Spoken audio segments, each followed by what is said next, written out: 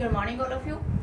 Last video में हमने पढ़ा वैदिक साहित्य। वैदिक साहित्य वो साहित्य थे जो आर्यों के द्वारा लिखे गए थे। इनका समयकाल 15,000 से 6,000 ईसा पूर्व माना गया है, लेकिन इसको भी दो भागों में डिवाइड किया हुआ है, वैदिक काल और उत्तर वैदिक काल। जो वैदिक काल था उसको 1500 ईसा पूर्व से लेके 1000 ईसा पूर्व तक समयकाल उसका माना गया है। लेकिन इसमें भी मतभेद हैं कि कोई बोलता है आर्य बाहर से आए हुए थे, कोई बोलता है आर्य यहीं के थे। लेकिन आर्य यहीं से थे, सिंध क्षेत्र उनका सिंध क्षेत्र था। धीरे धीरे आज भी देखते हो मानव कैसे विकास की तरफ जा रहा है। आज से 10 साल पीछे जाओ, आप देखोगे कि आज 10 साल पहले क्या था और आज क्या है। अपने पेरेंट्स से पूछो या अपने किसी भी बड़े से पूछो, ये पूछो कि 15, 20, 50 साल पहले का समय क्या था, तो आप देखोगे कि कितना चेंज हुआ। ऐसे ही मानव भी वो धीरे धीरे अपने में बदलाव ला रहा था। उसके सामाजिक, उसके आर्थिक, उसके रहन सहन के तौर तरीके वो बदल रहे थे धीरे धीरे। तो जो आर्य लोग थे ये भी यहीं के थे और इन्होंने धीरे धीरे अपने अंदर बदलाव लाए, धीरे धीरे चेंज लाए। इन्होंने देखा अपने शुरू में सामाजिक स्थिति कुछ और थी, बट धीरे धीरे जैसे विकास क्रम बढ़ा तो वो सामाजिक स्थिति चेंज होने लगी। आज भी देखते हो आप टेक्नोलॉजी के माध्यम से कितने सारे चेंज आपको मिल जाएंगे जो हमारे 10 साल पहले नहीं थे, बट आज वो सारी चीज़ें अवेलेबल है और आने वाले समय में और भी ज़्यादा हो जाएंगे एक्स्ट्रा। बट यही चीज़ें थी जैसे जैसे मानव धीरे धीरे विकास क्रम की तरफ जाने लगा।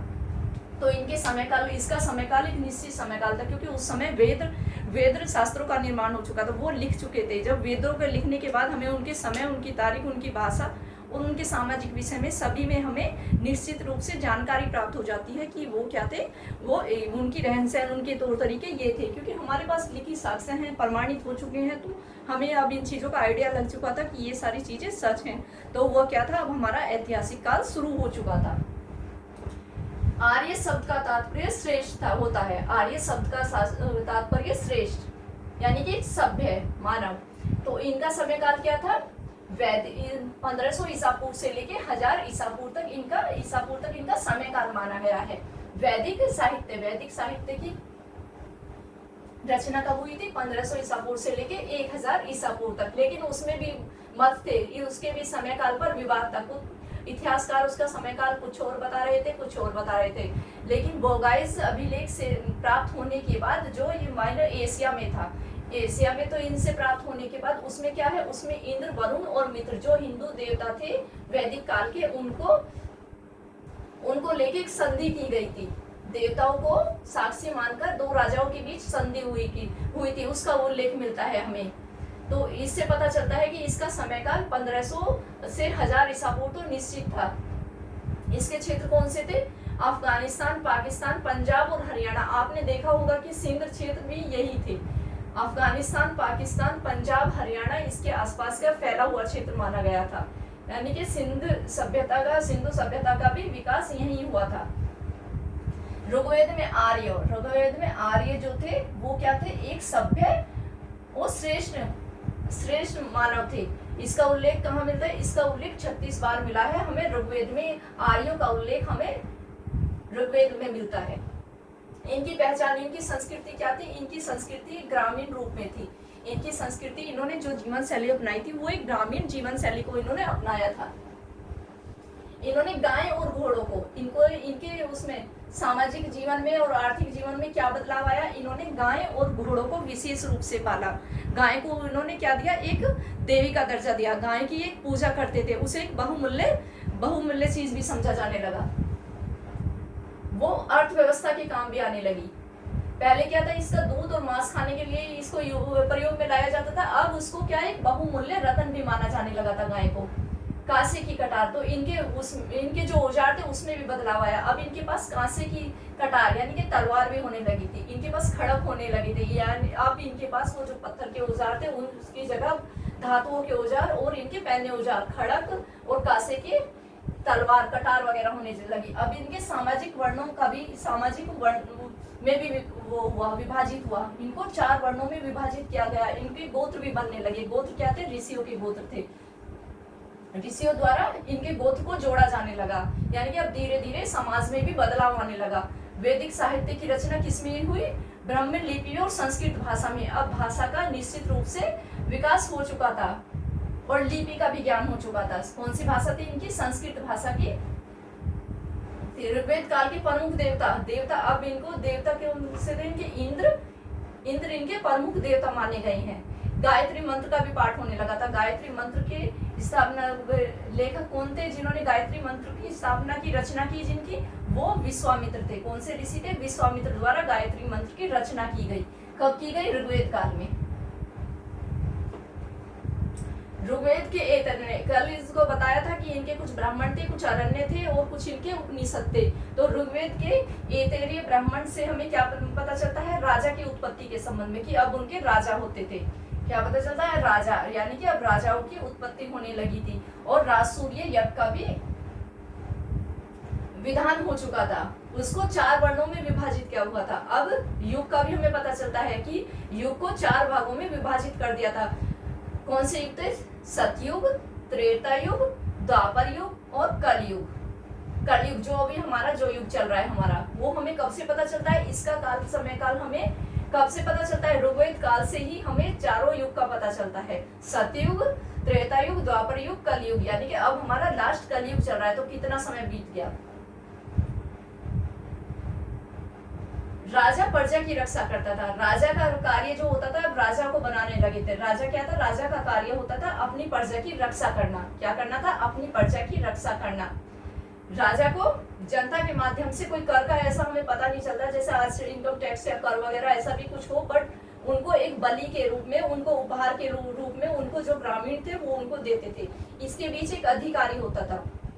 इसके बीच अधिकारी होता था जो कर को निर्धारित, मतलब उस बलि को निर्धारित करता था। राजा और जनता के बीच में उनको सबको निर्धारित करता था। अब राजाओं को भी 4 दिशाएं थी। 4 दिशाओं में राजा को कैसे विभाजित किया हुआ था? जो पूर्वी दिशा के सम्राट थे, पूर्वी दिशा के राजा थे, उनको सम्राट बोला जाता था। पूर्वी दिशा के राजा को सम्राट बोला जाता था। उत्तर दिशा के राजा को विराट बोला जाता था और दक्षिण दिशा के राजा को भोज, पश्चिम दिशा के राजा को सौराष्ट्र। यानी कि पूर्वी दिशा के सम्राट, उत्तर दिशा का विराट, भोज, दक्षिण और पश्चिम दिशा के राजा को सम्राट बोला जाता। जो चारों दिशाओं के राजा विजेता होते थे, जो चारों दिशाओं में अपनी विजय प्राप्त कर लेते थे राजा, क्योंकि फिर युद्ध भी होने लगे थे। चारों दिशाओं के राजा को एकराट या सार्वभौम बोला जाता था। उनको एकराट या सार्वभौम की उपाधि धारण करता था वो, जो चारों दिशाओं पर अपना राज्य स्थापित करता था। इनकी कुछ पांडुलिपि है। इनकी पांडुलिपि जो प्राप्त हुई है वो किस पे लिखी जाती थी? क्योंकि इसकी इनके अब लिखित साक्ष्य हैं हमारे पास। जो इनकी पांडुलिपि, जो हमें एक बुज्र नाम का एक वृक्ष होता था, उसकी छाल पर लिखी जाती थी। इस काल में छापने का भी काम हुआ। इस काल में छपाई का काम या लिखाई का काम सबसे पहले शुरू हुआ। किसमें? ऋग्वेद काल में आर्यों के द्वारा सर्वप्रथम हुआ था। इसकी पांडुलिपि हमें कश्मीर से प्राप्त हुई है और महाराष्ट्र के पुणे में के पुस्तकालय में अभी भी सुरक्षित रखी हुई है। जो हमें इसकी पांडुलिपि प्राप्त हुई है, कहाँ से? कश्मीर से प्राप्त हुई है। महाराष्ट्र के पुणे में अभी भी रखी हुई है ये। इसमें जैसे आज का सिस्टम देखो, जैसे हमारा आज का सिस्टम देखते हो आप, ग्राम प्रधान होता है, मुख्यमंत्री होता है, प्रधानमंत्री होता है और राष्ट्रपति होता है। तो उनका जो सिस्टमेटिक सिस्टम था वो पहले से ही भी ऐसे ही उन्होंने ऐसी व्यवस्था बनाई हुई थी। जैसे कुल, सबसे पहले कुल होता था, सबसे छोटा कुल होता था, फिर ग्राम होता था, फिर विश्व होता था, जन होता था और फिर राष्ट्र होता था। तो कुल को क्या कहते थे? उसके कुलपति को कुल बोलते थे, ग्राम के ग्रामीण बोलते थे, विश्व के विश्वपति बोला जाता था और जो जन होते थे उनके जनपति बोला जाता था। जो राष्ट्र होते थे उसको राजा बोला जाता था। यानी कि सबसे ऊपर कौन होता था? राजा। राजा के बाद कौन होता था? जनपति। जैसे हमारे प्रधानमंत्री, मुख्यमंत्री, ऐसे विश्व का कौन होता था? विश्वपति। ग्राम का कौन होता था? ग्रामीण। कुल का कौन होता था? कुल। जैसे परिवार का कौन होता है? हमारा मुखिया, कुलो। तो इनको अब ऐसे विभाजित किया हुआ था। इन्होंने एक ऐसी व्यवस्था बना ली थी। अब कुल, ग्राम, विश्व, जन, राष्ट्र आदि इन चीजों का भी विस्तार हुआ। उनके धीरे धीरे उनकी सामाजिक व्यवस्था में बदलाव आने लगा।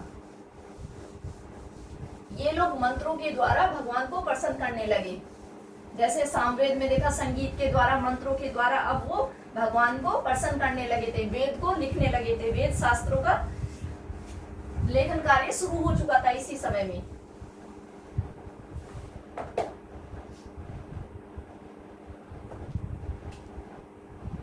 वैदिक साहित्य को आपने देखा, वैदिक साहित्य के कितने भाग होते थे? वैदिक साहित्य को 4 भागों में विभाजित किया हुआ था।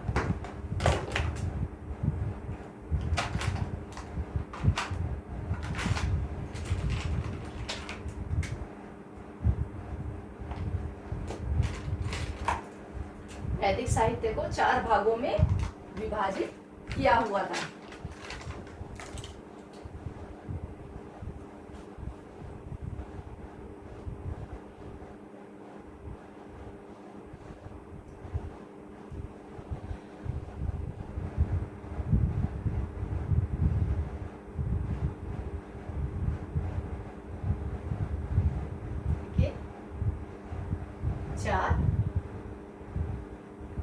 चार भाग थे। ऋग्वेद, यजुर्वेद, सामवेद और अर्थवेद थे इनके। उनके कुछ शास्त्र थे, अरण्य, उपनिषद, वेदांत भी शामिल थे उनमें, जो वैदिक साहित्य थे।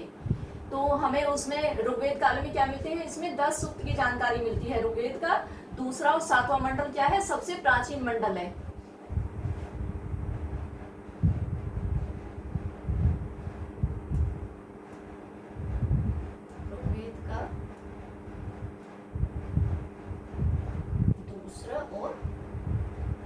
इसमें कितने मंडल थे, 7। दूसरा और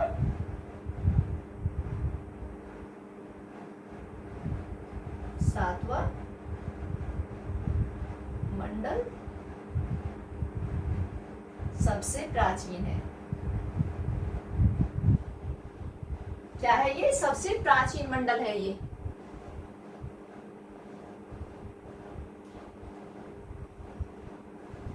जो इन मंत्रों को बोलते थे उनको क्या बोलते थे, होत। जो इनका उच्चारण करते थे, होता या होत बोला जाता था।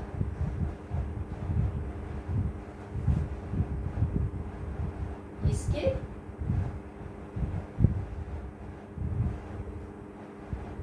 दसवें मंडल में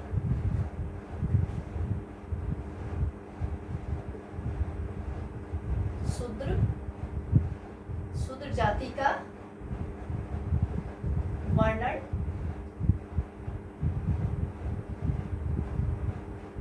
किया गया है।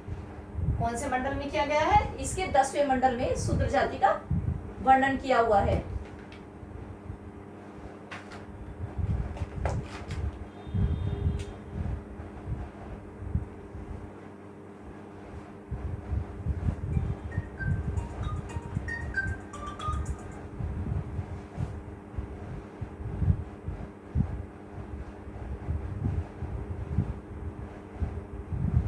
आठवें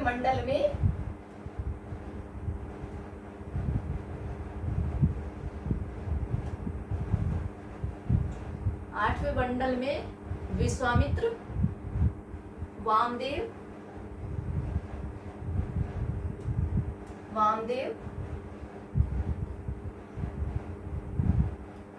अत्रि,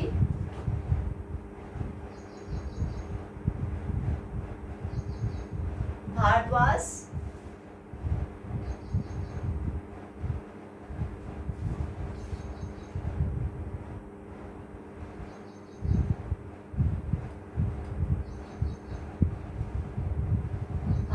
ऋषि,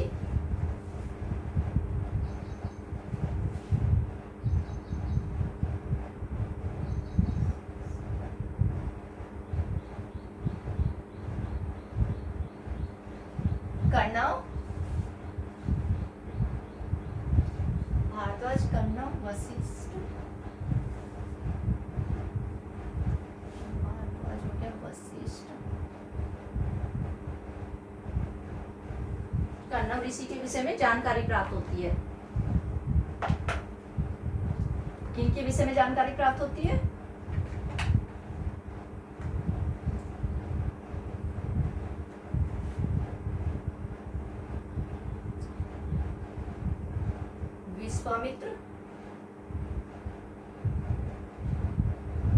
विश्वामित्र द्वारा गायत्री मंत्र की रचना की गई थी। क्या की गई थी, गायत्री मंत्र की रचना की गई थी।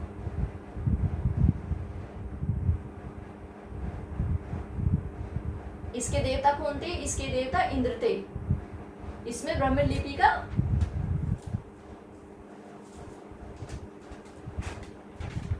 ब्राह्मण लिपि मिलती है इसमें। आप देखिए वैदिक ये तो ऋग्वेद काल हो गया। अब देखिए सामवेद।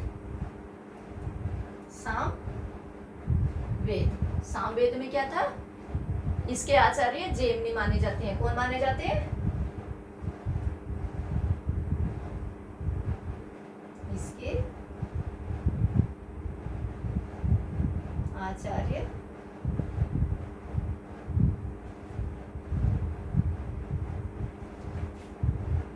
जेमनी को माना गया है। कौन थे ये? ये वेद व्यास जी के शिष्य थे। ये वेद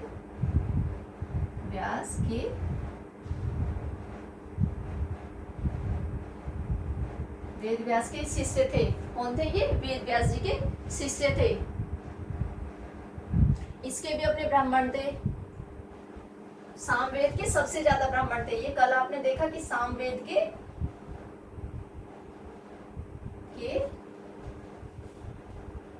सबसे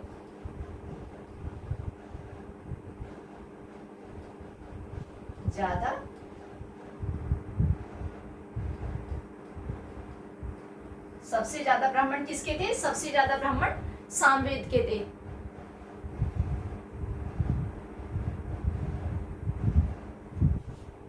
इसमें क्या था? गीतों का समावेश था। गीतों का समावेश था। इसमें गीतों का समावेश था, यानी कि मंत्रों के, गीतों के द्वारा मंत्रों को बोला जाता था।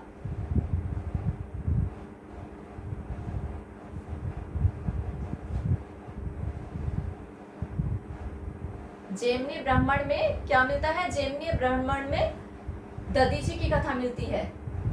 इसका जेमनी ब्राह्मण में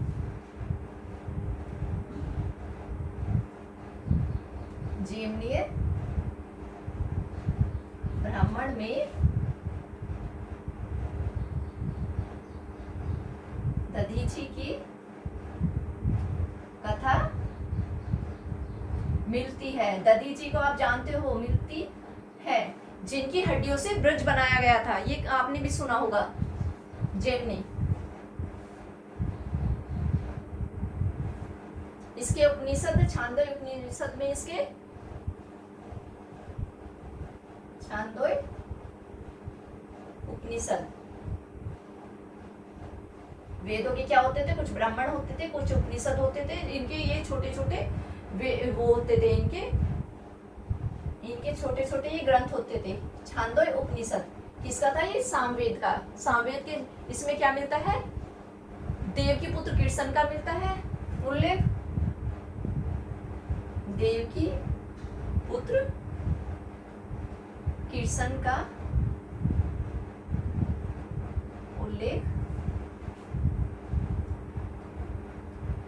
उल्लेख मिलता है। किसमें? छांदोय उपनिषद में देव की पुत्र कृष्ण का उल्लेख मिलता है। ब्रह्मचारी, गृहस्थ और वानप्रस्थ।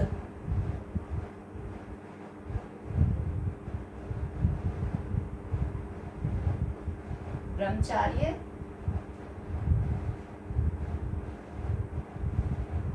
गृहस्थ,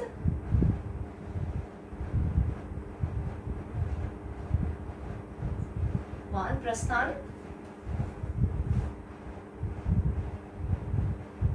आश्रमों का भी उल्लेख मिलता है। किसमें मिलता है? ये सामवेद उपनिषद में। इसमें पूर्व जन्म तथा तमसो मां ज्योतिर्गम का भी उल्लेख इसी में प्राप्त होता है।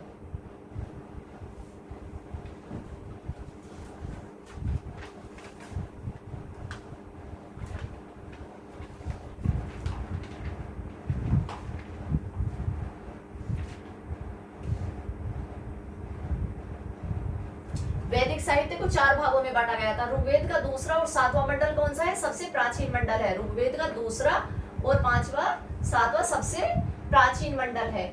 10वां मंडल 10वें मंडल में इसके शूद्र जाति का वर्ण मिलता है। 8वें मंडल में क्या है, 8वें मंडल में विश्वामित्र, वामदेव, अत्रि, भारद्वाज, वशिष्ठ, कण्व ऋषि की जानकारी प्राप्त होती है। विश्वामित्र कौन थे, विश्वामित्र के द्वारा गायत्री मंत्र की स्थापना की गई थी। गायत्री मंत्र, जो एक ऋषि थे विश्वामित्र, उन्होंने गायत्री मंत्र की रचना की थी। सामवेद में इसके आचार्य कौन थे, इसके आचार्य जैमिनीय थे।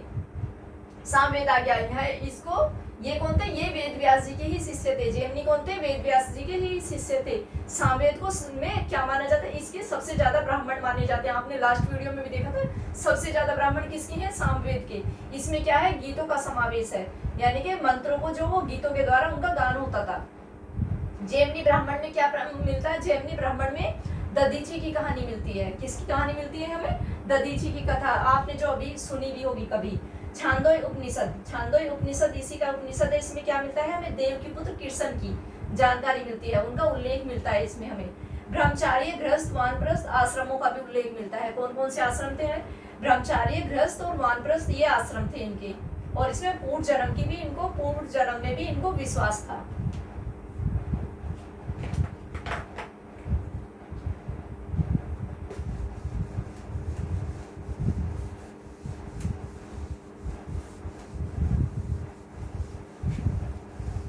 अब ये पूर्व जन्म में भी विश्वास करने लगे थे, अब मंत्रों से इनसे भगवान की पूजा करने लगे थे।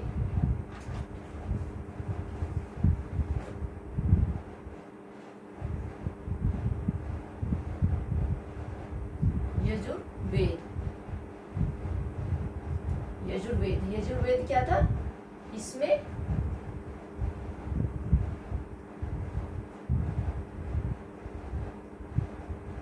यज्ञों का अनुष्ठान होता था। यज्ञों द्वारा क्या होता था, यज्ञों के द्वारा इसमें यज्ञों के द्वारा इसका अनुष्ठान होता था।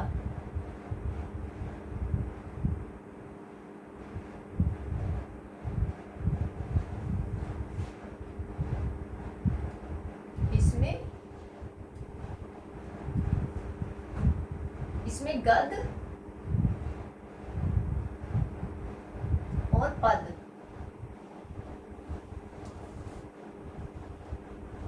दोनों का ही क्या था, समावेश। दोनों में ही ग्रंथ लिखे गए थे।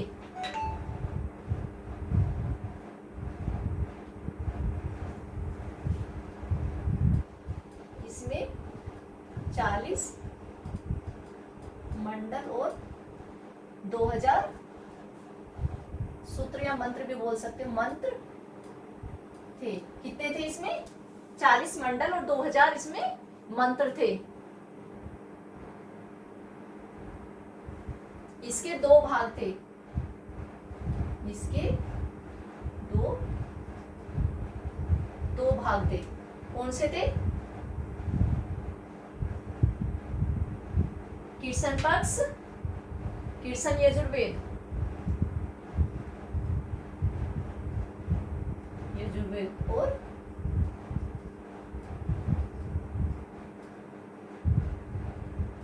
शुक्ल यजुर्वेद। कीर्तन पक्ष और शुक्ल पक्ष आज भी बताया आपको, आज भी हिंदू में वो जानते हैं इसको। इसमें गद की रचना हुई थी, गद की रचना, और इसमें पद की रचना। इसकी रचना हुई थी, इसमें गद की और एक में पद की रचना हुई थी।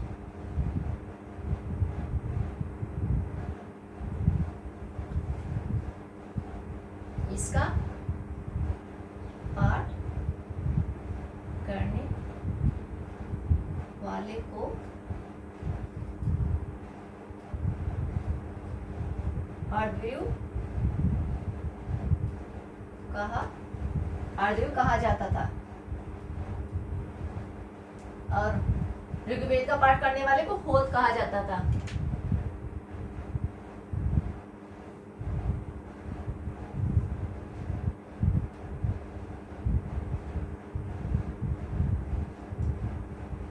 ईशोपनिषद में क्या मिला है, ईशोपनिषद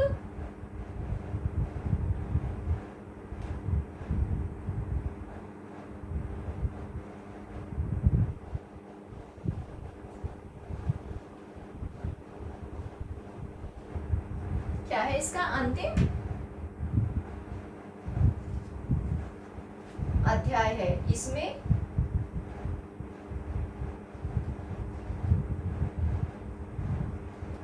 चिंतन तथा आध्यात्मिक को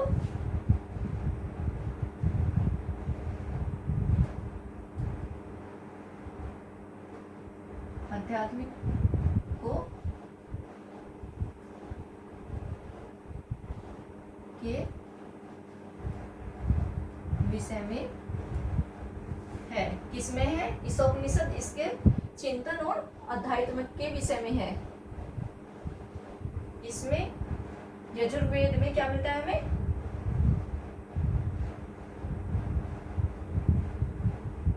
यजुर्वेद में हमें राजसूय और वाजसेर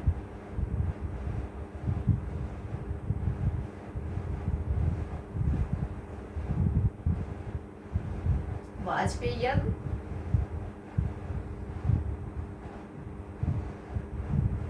राजसूय यज्ञ की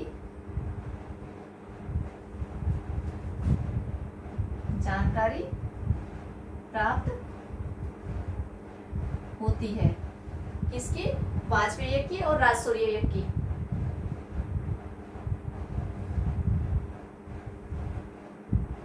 इसका ब्राह्मण कौन था? सतपथ ब्राह्मण। कौन सा ब्राह्मण था? सतपथ ब्राह्मण, याज्ञवल्क्य द्वारा लिखा हुआ।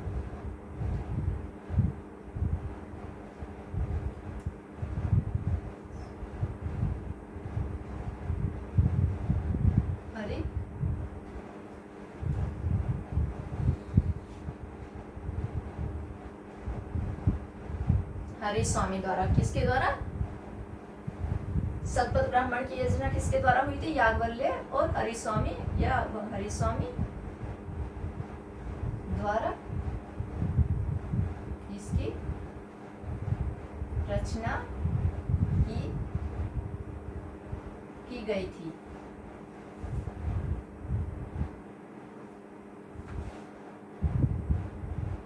इसको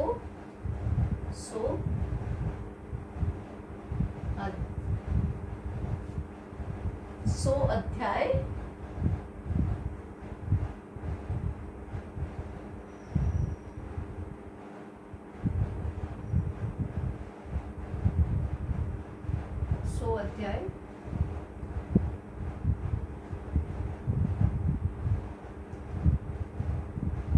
के कारण सतपथ क्या कहने लगा इसको?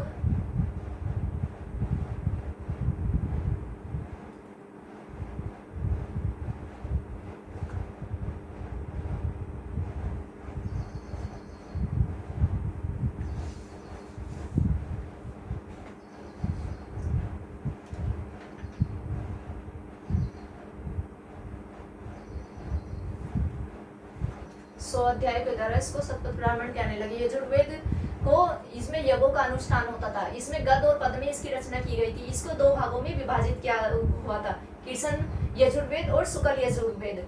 कृष्ण यजुर्वेद में क्या था? गंधर्व गद की रचना। इसमें क्या थी? गद की रचना। और इसमें क्या थी? शुक्ल में थी पद की रचना। इसका पाठ करने वाले कौन होते थे? आर्डव्यू।